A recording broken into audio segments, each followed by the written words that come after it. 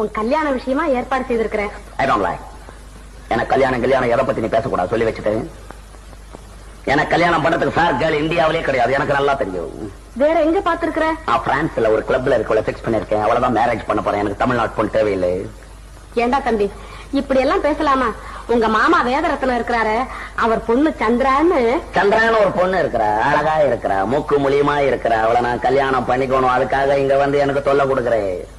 கல்யாணமா கல்யாணம் எதுக்கு பண்றதுன்னே இந்தியாவில இன்னும் சரியா தெரியாது.